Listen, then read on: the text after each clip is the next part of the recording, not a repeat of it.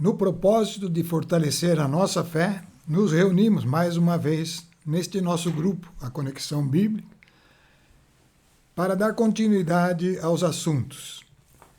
E, atualmente, estamos refletindo nas cartas dos apóstolos, uma parte desse livro, da Bíblia, né, que contém os ensinamentos tão importantes. É um único livro, é a menor das sementes, já falamos disso, mas ela tem propósitos gigantescos para aquele que crê, para aquele que vai para essa palavra e reconhece o que ela é. A palavra de Deus é o próprio verbo, né? É o verbo de Deus.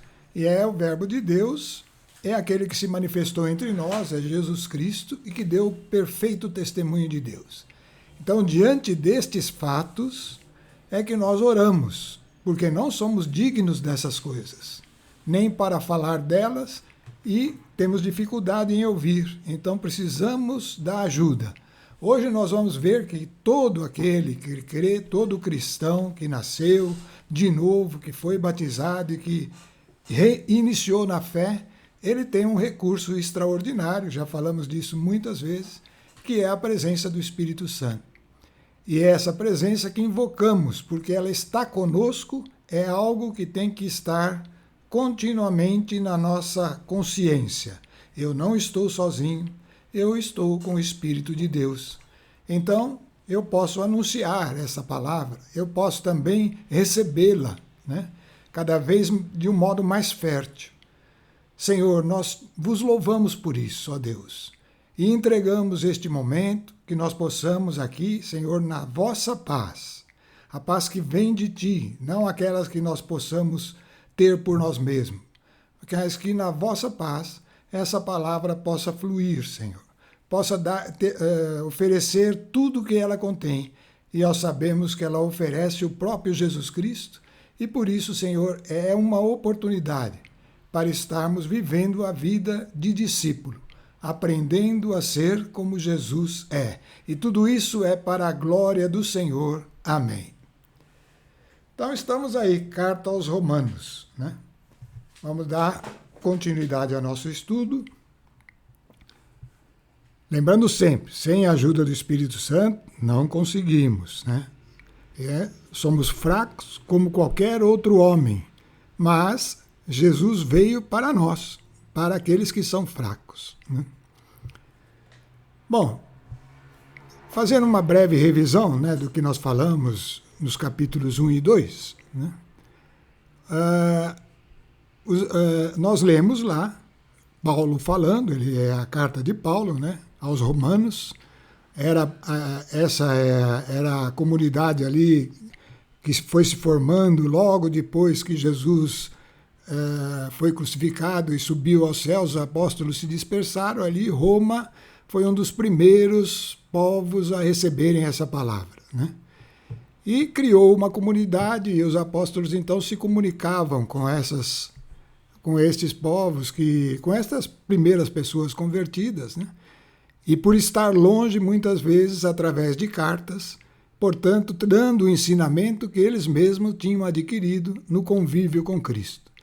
E nós podemos desfrutar disso através das cartas também, né? Da Bíblia como um todo, mas especialmente das cartas, né?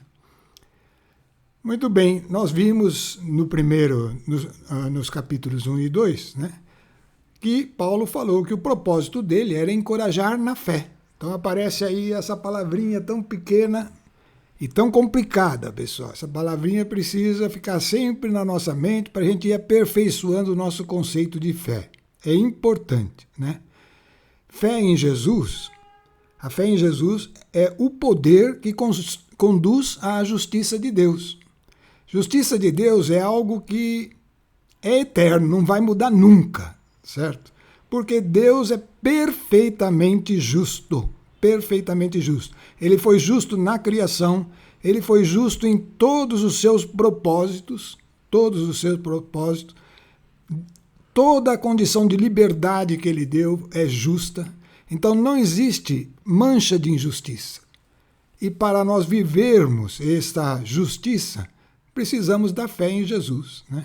É um poder que conduz à justiça de Deus. A cólera de Deus contra os gentios. Isso foi falado também nesses capítulos 1 e 2. Existe uma ira de Deus contra os gentios. Gentios são quem? Aqueles que não eram o povo separado, e que era o povo a quem foi dado os oráculos de Deus e também a lei. Né? Esse era um povo separado. E onde se manifestavam os profetas e onde se manifestou essa comunhão com Deus dentro das restrições que existiam antes da vinda de Cristo, né? As restrições por parte do homem, mas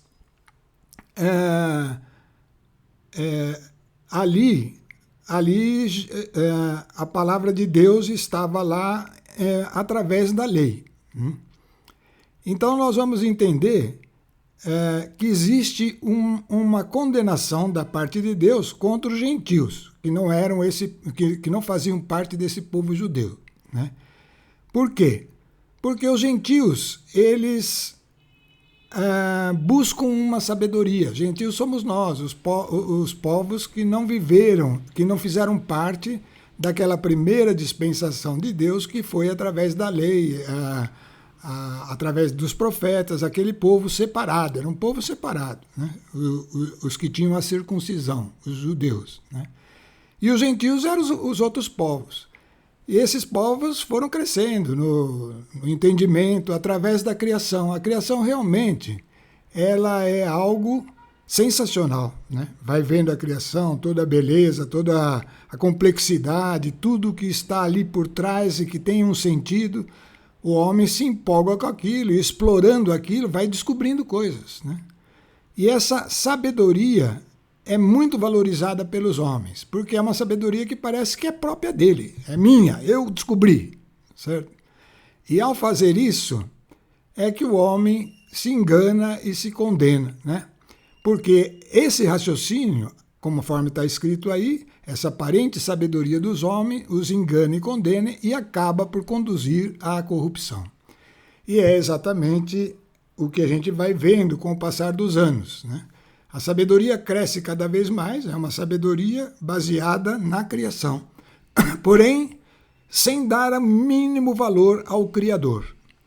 O homem toma essa glória para si mesmo, e isso é um prato fértil para que o homem, que é carne e alma, né, capaz de entender, de decidir as coisas, mas que tem um espírito incapaz de resistir à carne, então esse homem acaba por se conduzir à corrupção. Nós vimos isso, textos pesados da última vez que falamos, né? E acaba por conduzir à corrupção. Mas existe a cólera de Deus também contra os judeus. A lei de Deus é um critério inquestionável para o juízo. Portanto, a lei vai julgar tanto os judeus quanto os gentios. Tá? A lei é algo justo. Justo.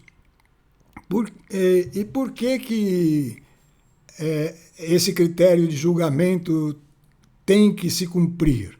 Por causa da justiça de Deus, o poder que conduz a justiça de Deus, ela como eu falei, ela não pode sofrer nenhuma mancha, não haverá injustiça. O plano de Deus é eterno, mas para entrar nessa eternidade, para se viver essa eternidade, né, nós vamos ter que passar por um filtro, e esse filtro ele vai estar baseado na lei, porém, cumprir a lei é algo muito grandioso, né? Então nós vamos ver que existe uma condenação da parte de Deus contra os judeus e contra os gentios. Né? Embora essa lei seja totalmente justa. É totalmente justa. Cumprir a lei não consiste em atitudes exteriores, e isso era o caso daquele povo, né? Ele fazia o que a lei dizia, em rituais, em eventos. Ali tudo que estava escrito que era coisa que podia fazer dessa forma, eles cumpriam. E se não cumprisse, era até excluído do povo, ou podia ser até condenado, né? Então eram atitudes exteriores. Mas o que havia ali ainda de problema e que haveria de ser manifesto na plenitude dos tempos, quando Jesus viesse? O plano de Deus era maior do que simplesmente definir a lei justa. Era muito maior que isso. Por quê? Porque cumprir a lei não consiste em atitudes externas, e era o que eles faziam, mas sim numa renovação interior, que está escrito aí entre parênteses, coração. O coração é o órgão que representa uma parte do ser humano, já falamos várias vezes disso, que é o espírito. E é essa parte que é a essência do homem. E é essa parte que a lei formal, a lei sem um recurso que seria dado na plenitude dos tempos por meio de Cristo, ela não consegue atingir este lugar, não consegue mudar esse coração, essa natureza, esse modo de ser, né? Então, enquanto existia a lei nessas condições, ele era algo exterior. Bom, mas vamos entender então o porquê. Qual a importância do judaísmo, por exemplo, né? O judaísmo foi algo que Deus estabeleceu, né? Estabeleceu e a importância do judaísmo está aí escrito na tela em vermelho, os oráculos de Deus. Todo o Velho Testamento, ele foi um livro que foi registrando todas as profecias e a história daqueles povos, né? E as profecias e o relacionamento de Deus com eles, e registrando cada um dos aspectos que era importante que a humanidade tomasse conhecimento. Então, esses são os oráculos, os profetas que existiam lá naquela época, no meio daquele povo, que era o povo judeu, o povo da circuncisão. Os oráculos que tinham lá eram profecias que haveriam de se cumprir em determinado tempo, né? E elas apontavam para algo que ia acontecer. Nós sabemos que elas apontavam para aquele que viria, que era o Messias, o Jesus Cristo, né? E que nele, então, se completaria o plano de Deus, né? E a importância do judaísmo está nisso. Você vai ver que todo o Novo Testamento, ele vai sendo desenvolvido, vai trazendo revelações extraordinárias para aquele que busca, mas ele é sempre respaldado por essas profecias, faz referências a elas, para mostrar que é um todo. A lei, a Bíblia é totalmente consistente, né? Reconhecer o cumprimento em Cristo dos oráculos do Velho Testamento fortalece algo preciosíssimo, que é a fé. A fé é o recurso totalmente necessário e suficiente, é eficaz para se cumprir a lei. Então, aquilo que era impossível ao homem, mesmo querendo, mesmo se esforçando, que é um esforço humano, para cumprir a lei, aí agora, por essa palavrinha pequenina, fé, ele vai ter o recurso totalmente eficaz para cumprir a lei. Então, vamos começar aqui o capítulo 3, né? Ele está relacionado a essa questão da fé, né? Vamos lá, Romanos 3. Então, lendo aqui o texto. Começando no versículo 1, em que então se avantaja o judeu? Então, para que existiu esse povo separado? Ou qual a utilidade da circuncisão, esse sinal? Por que será que teria isso, né? Para destacar bem claro. E aí vem a resposta. Sempre lembrando que esses textos são do apóstolo Paulo, né? Um dos apóstolos, porque o importante é isso, é o ensinamento que eles receberam no convívio com Cristo e desenvolveram pela presença do Espírito Santo neles, né? Então, qual é a utilidade da circuncisão? Muita, em todos os aspectos. Principalmente porque lhes foram confiados os oráculos de Deus. É isso que eu falei. Aquelas profecias antigas. Mas então, se algum deles não foram fiéis, acaso a sua infidelidade destruirá a fidelidade de Deus? Né? Aí a infidelidade deles era algo que acontecia na fragilidade do homem. Né? Mas isso destruirá a fidelidade de Deus? De modo algum é a resposta. Porque Deus há de ser reconhecido veraz, verdadeiro, e todo homem mentiroso. Segundo está escrito, assim serás reconhecido justo nas tuas palavras e vencerás quando julgares. Está vendo como é uma referência de uma profecia do Velho Testamento? É o Salmo. É um Salmo 50, no versículo 6, que traz isto. Então tudo isso vai se somando que nem um quebra-cabeça, que você vai juntando peça a peça e vai formando uma visão clara do plano de Deus e de como é Deus e de como Ele quer que nós sejamos. Né? Então, Deus será reconhecido justo em suas palavras e vencerás quando julgares. Deus vai julgar e o seu julgamento vai ser provado, que é totalmente justo. Não existe alguém que foi condenado injustamente. Isso no julgamento de Deus. Esse julgamento que é lá no fim de todo o plano de Deus, ele vai ser completamente justo em todos os detalhes. Bom, continuando então o texto. Portanto, se a nossa injustiça realça a justiça de Deus, que diremos então? E aí Paulo vai falar como os homens, né? Para falar como os homens. Não é injusto Deus porque descarrega a sua cólera? E Paulo acrescenta, certo que não. De outra maneira, como julgaria Deus o mundo? Ele está julgando dentro de um critério de justiça. Né? Mas aí vem o contra-argumento. Mas se a verdade de Deus brilha ainda mais para a sua glória por minha mentira, por que eu serei ainda julgado pecador? Então não faríamos o mal para que dele venha o bem? Então esse é um raciocínio totalmente fora do foco, né, do que é o plano de Deus. E Paulo acrescenta, expressão que os caluniadores falsamente nos atribuem. É justo que estes tais sejam condenados. Por que os caluniadores falavam isso de Paulo? Porque ele pregava, né, que o homem é frágil, é mentiroso, que o homem pensa que tem a sabedoria, mas ele está fora da sabedoria, ele não tem a humildade de reconhecer isso. Né?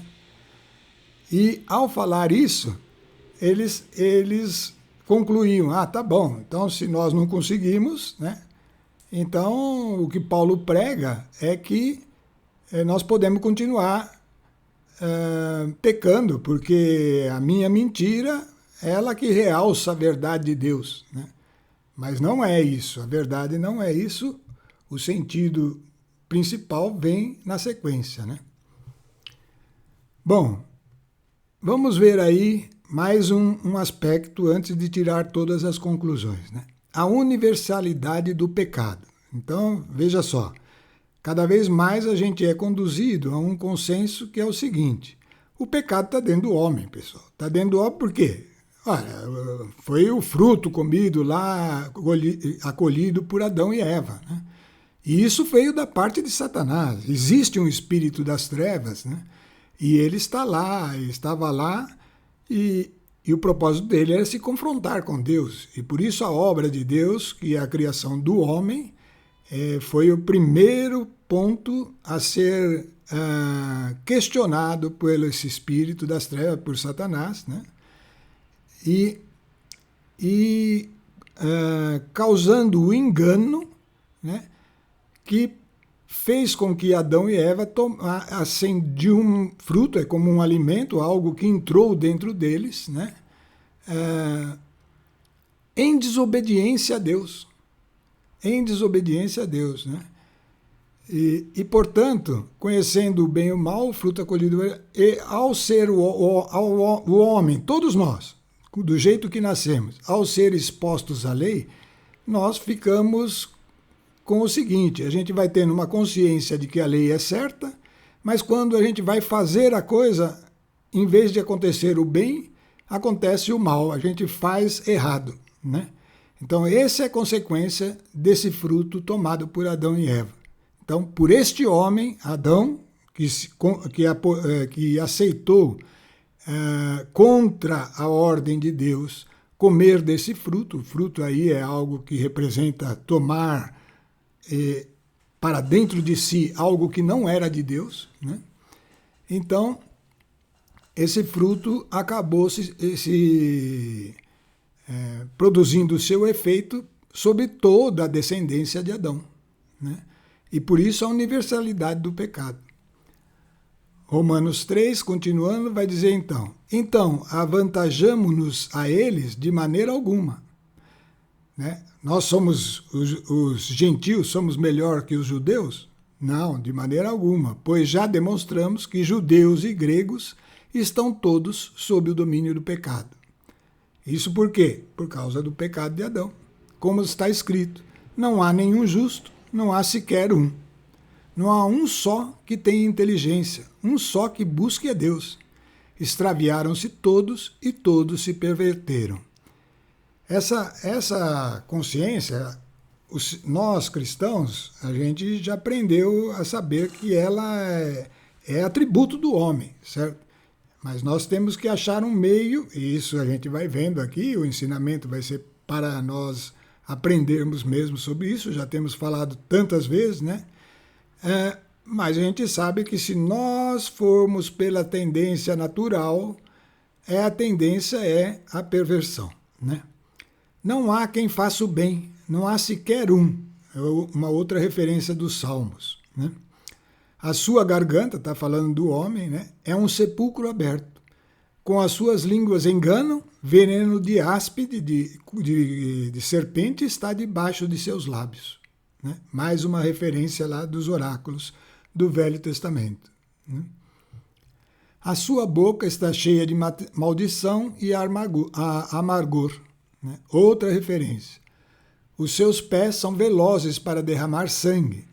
Há destruição e ruína em seus caminhos, e não conhece o caminho da paz. Olha lá, agora no livro de Isaías, tá? Profecias que se cumpriram, né? Não há temor a Deus diante dos seus olhos. Olha para o nosso tempo, cada vez mais pessoas não temem a Deus, né? Acreditam no que elas podem fazer por si mesma e no que o homem, por si mesmo, proporciona de segurança, de satisfação, de saúde, e tudo isso sem a participação de Deus, né? Ora, sabemos que tudo o que diz a lei, di-lo aos que estão sujeitos à lei, para que toda a boca fique fechada e que o mundo inteiro seja reconhecido culpado diante de Deus. Porquanto, pela observância da lei, nenhum homem será justificado diante dele. Por quê? Porque a lei se limita a dar conhecimento do pecado. Então é aquilo que nós estávamos falando. A lei não muda dentro, não muda modo de ser, ela muda o fazer. O cara que cumpre a lei, que tem a vontade de cumprir a lei, que se esforça para cumprir, ele procura fazer o que a lei manda, mas ele não é capaz de mudar a natureza, né? Então, ele só passa a conhecer o pecado, mas tem uma tremenda dificuldade de vencer o pecado. Então, vocês estão vendo que esse é um caminho que nós precisamos aprender a trilhar. Não é um caminho que é possível por homem pelo seu esforço. Existem condições que estão acima de qualquer esforço humano e que nos foram dadas, né? É isso que a gente tem falado sempre que precisa ficar salientado. Por isso está aí agora em vermelho na tela.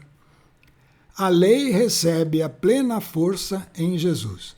Então agora nós vamos ver a lei que pode ser cumprida ao pé da letra, do começo ao fim, em cada versículo, em cada sílaba, em cada possibilidade, em cada determinação que ela tenha dentro da justiça de Deus. A lei é a plena força, então é a própria justiça de Deus. Mas como que eu posso receber essa condição, né? Vamos ver aí. Jesus entregou-se como vítima de propiciação. O que é vítima de propiciação? Era um sacrifício que era exigido na lei quando a pessoa fazia algo inadequado. Então, ele oferecia aquele sacrifício para se redimir daquilo que ele fez errado, né? Então, ele dava algo importante dele, um sacrifício de um animal, de um produto que ele tinha, como prova de que ele estava arrependido, né? E Jesus se fez a vítima de propiciação. Ele se tornou aquele que falou, não, eu vou pagar o preço do pecado deles, né? Então Jesus entregou-se como vítima de propiciação, sendo condenado em nosso lugar. Então você está vendo agora que há uma porta aberta aí enorme, né? Uma porta de luz, de perfeição, diante da nossa fraqueza, né?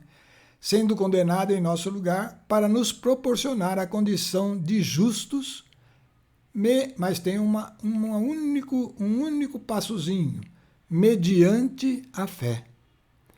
A fé é que vai proporcionar a condição de justo. Nessa condição, podemos receber a maior graça de Deus, de Jesus, a maior graça da obra de Cristo, que é a presença do Espírito Santo.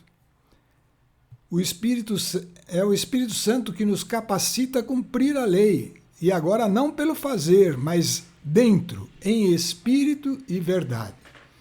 Bom, vou repetir aqui, já falei dezenas de vezes, se não mais, né? Que o homem é trino, né? É corpo, alma e espírito. Que duas partes são bem conhecidas. O corpo é a carne, né? Os nossos membros, tudo que está aí, também é a sede dos desejos, né? O apetite, a vontade disso, vontade daquilo, é coisa do corpo, né? A alma é o nosso eu mesmo, onde está o poder de decisão, né? É onde está o raciocínio, onde estão as nossas conclusões pessoais, né? A alma, mas o espírito, pessoal, o espírito de filho do homem, é um espírito incapaz, que se tornou incapaz quando ofendeu a Deus lá no dia do pecado de Adão, e dali para frente os homens nasceram com um espírito frágil, um espírito que não resiste à carne, os apetites da carne.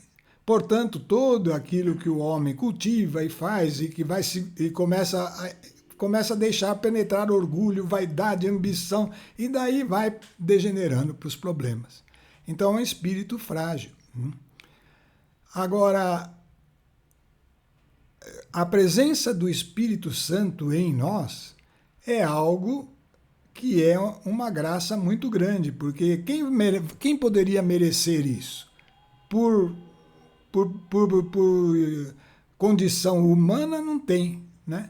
Então um homem, que foi Jesus, que era Deus e se fez homem, pagou o preço do nosso pecado para que a gente pudesse receber esse Espírito Santo. Não é o nosso espírito, é o Espírito de Deus. O nosso espírito vai ser recriado. Ele vai ser... o nosso espírito, o que é o espírito? É o lugar dentro de nós onde estão os nossos valores, onde estão as coisas que nós damos importância, aquilo para o qual a gente se inclina, que a gente tende para isso ou tende para aquilo, se é para a luz ou se é para as trevas. Esse é o nosso espírito. Mas o Espírito Santo em nós, ele começa a agir no nosso espírito de forma a recriar o nosso espírito com a capacidade de cumprir a lei. E aí então a gente vai poder cumprir a lei em espírito e verdade. Então o espírito é a parte mais importante do ser humano. É ali que estão os valores realmente que importam, desde que seja o espírito renovado. O espírito de filho do homem é um espírito que tende à morte, e isso por causa do pecado de Adão, né? Então, continuando o texto, com a graça do Espírito Santo, temos o necessário para cumprir a justiça de Deus e ter a vida de Deus.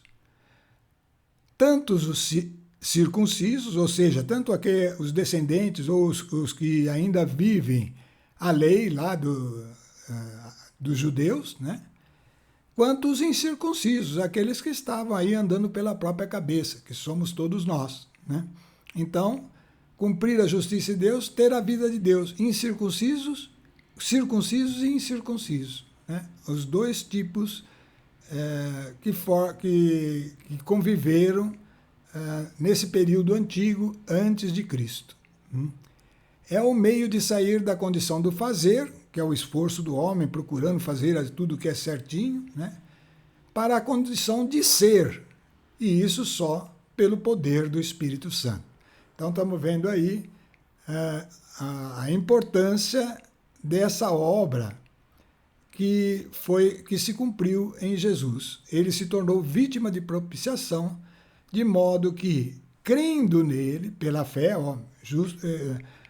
nos proporcionar a condição de justos mediante a fé, pela fé nós somos justificados para receber algo que é de Deus, um pouco de Deus. Deus é Espírito, e um pouco do Espírito de Deus entra em cada um que crê em Jesus Cristo e que crê de verdade. Por isso é que o batismo só se completa se você crê em Jesus. Crendo em Jesus, você recebe o Espírito Santo e começa um caminho de renovação que agora não é pela sua razão e não é pela sua vontade da carne, mas é pelo Espírito, do coração. É em essência. E isso que é o nosso propósito, né? E não podemos desviar dele. Bom, agora sim, pessoal, com essa condição que se obteve em Cristo Jesus, é a condição desse homem que cumpriu todo o plano de Deus, se fez homem como nós e morreu, pela fé nele, né? A lei recebe plena força. A lei agora pode ser cumprida. Está escrito lá em Romanos 3, do 21 em diante. Mas agora, sem o concurso da lei, manifestou-se a justiça de Deus, que é a própria justiça atestada pela lei e pelos profetas. Essa é a justiça de Deus pela fé em Jesus Cristo, para todos os fiéis, pois não há distinção. Com efeito, todos pecaram e todos estão privados da glória de Deus, e são justificados gratuitamente por sua graça.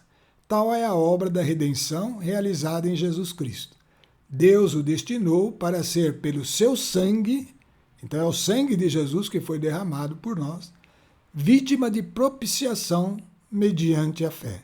Então, crendo em Jesus, nós passamos a ser aceitos diante de Deus, mesmo ainda não estando perfeito, e, portanto, recebemos algo dentro de nós, que se nós tivermos consciência, se formos ensinados, se buscarmos nele a força, que é o Espírito de Deus, nosso espírito vai sendo edificado, e essa edificação tem uma meta, é tornar você e cada um dos cristãos igualzinho a Jesus.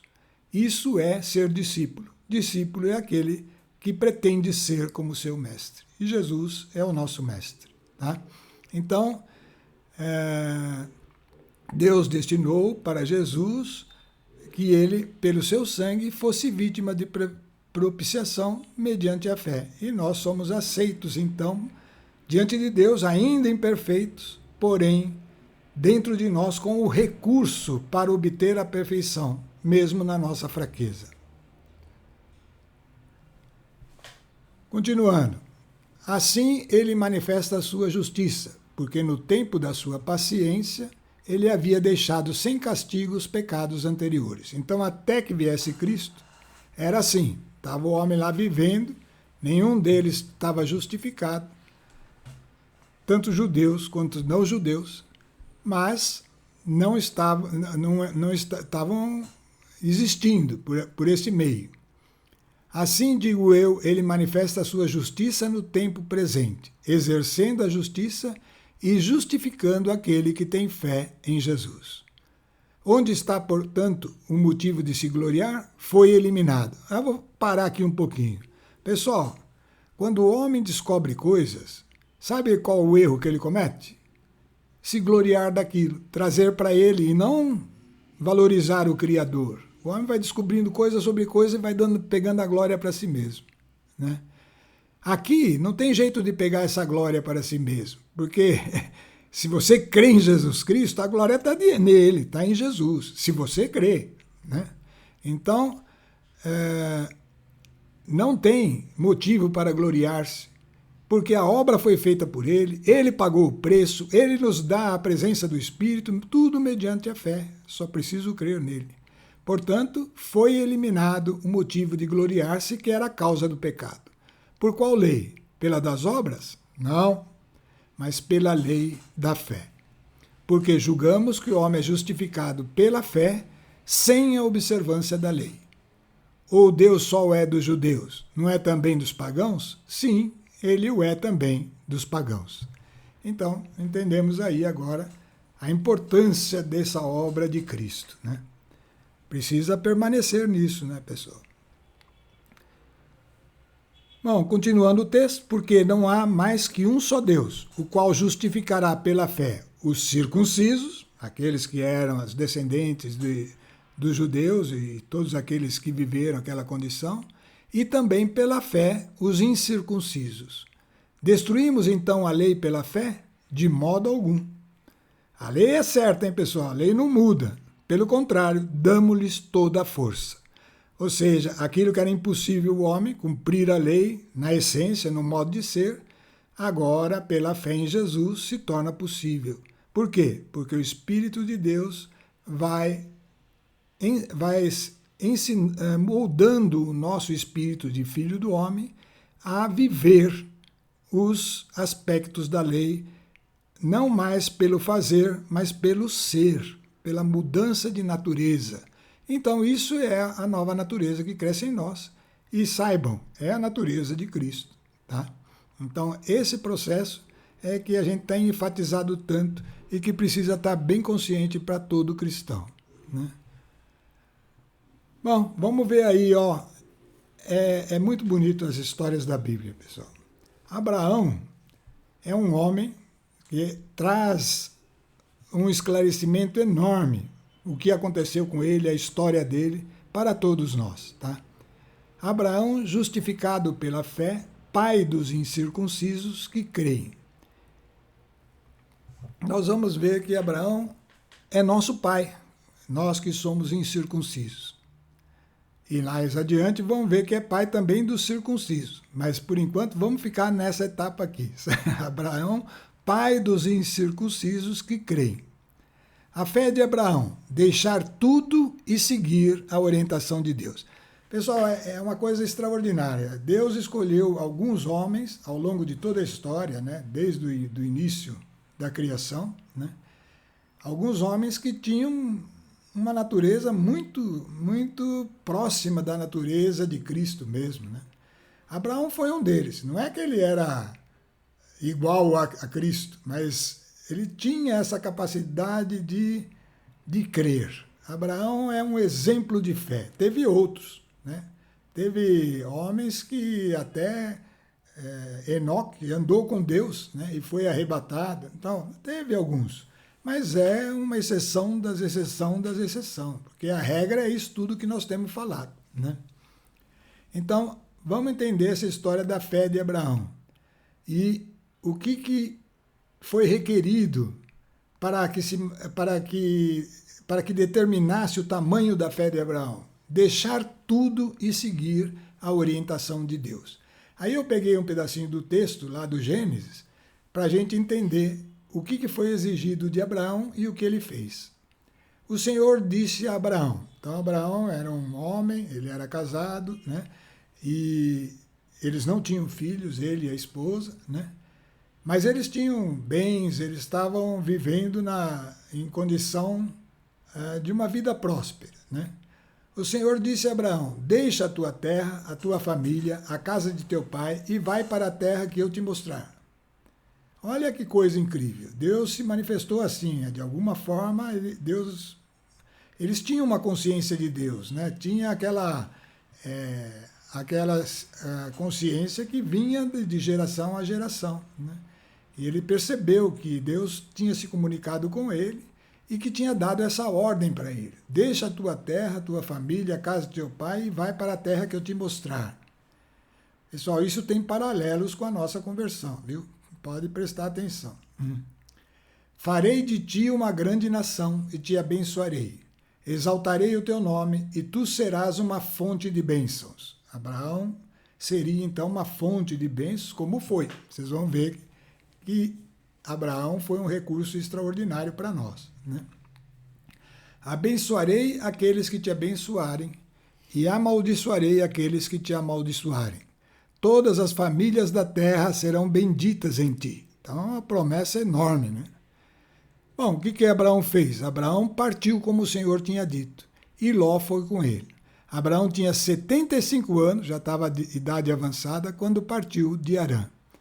Então veja só, pensa bem, você está em uma plena condição, está com tudo em segurança, com todas as coisas que você precisa, a tua família está ali perto, e de repente vem essa ordem, deixa tudo e vai para onde eu te mostrar. Eu nem vou falar para onde você vai andando que eu vou te mostrando.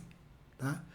Então isso é um modo que Deus testou a fé de Abraão, e que testa a nossa fé também, né? Então, é algo que você vai andar numa direção que você não conhece, mas que você confia. E isso foi o que Abraão fez, né? Nós temos até uma base melhor para confiar, que é a obra de Cristo, né?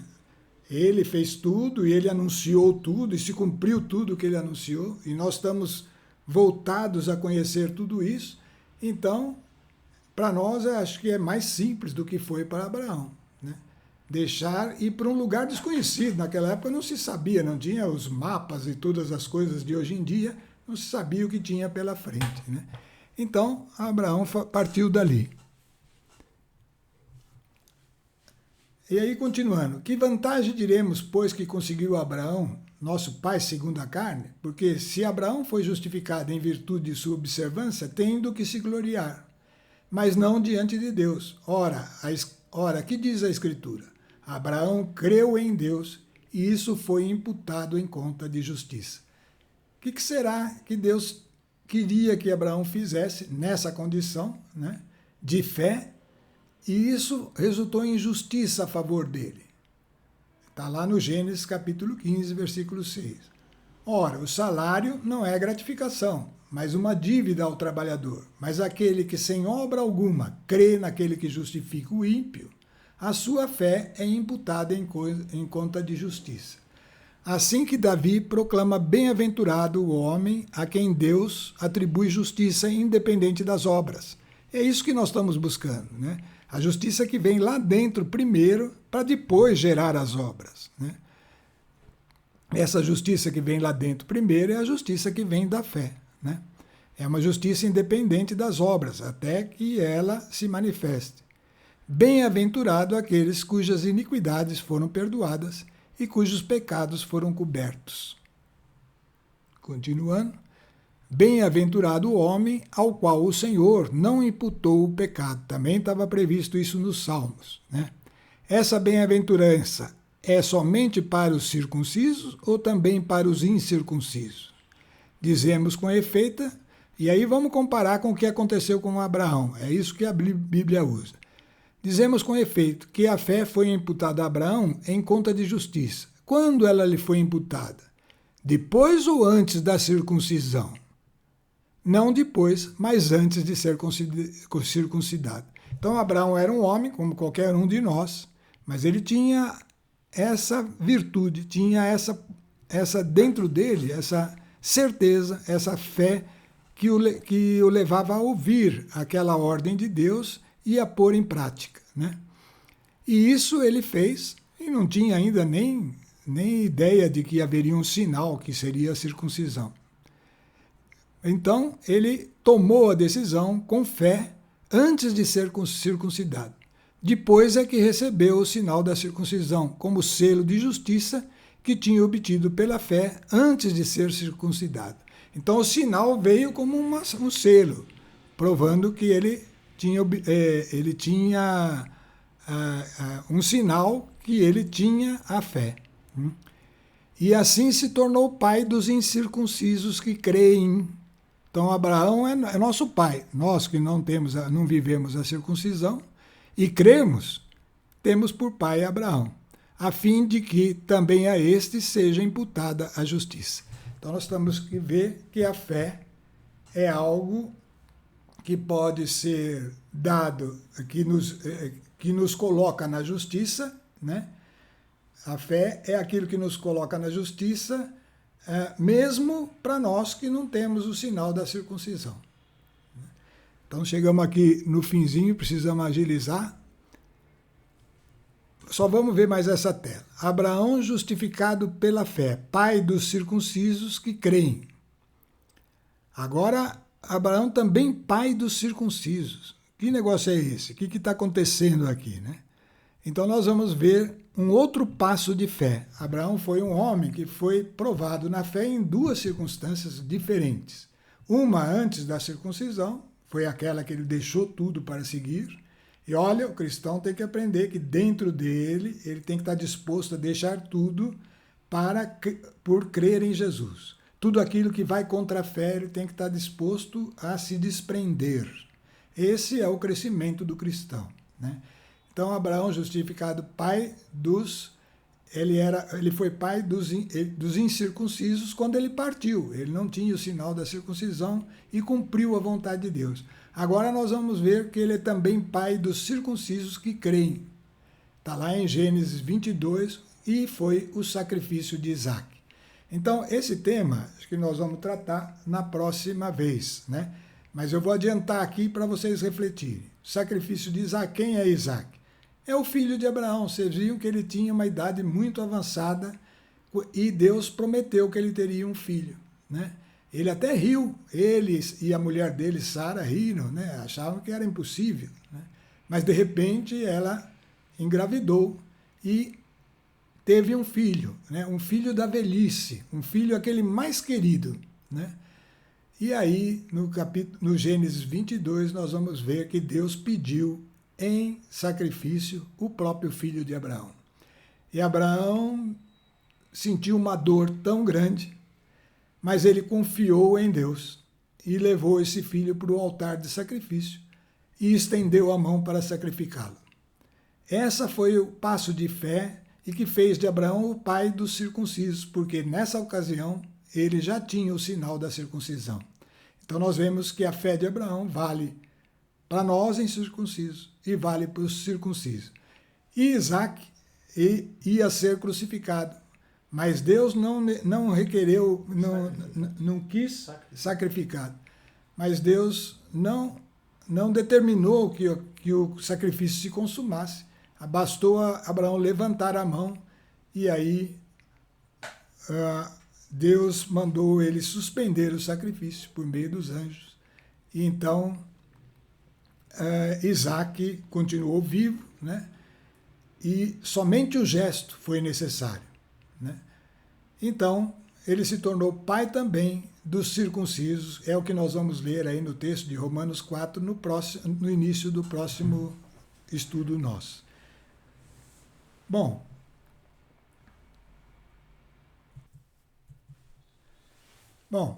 então vamos fazer o seguinte, estamos aí com esse momento, né, interessante, que fez de Abraão pai dos circuncisos e, ao mesmo tempo, uma figura que também é de pai para os incircuncisos, que somos nós, né?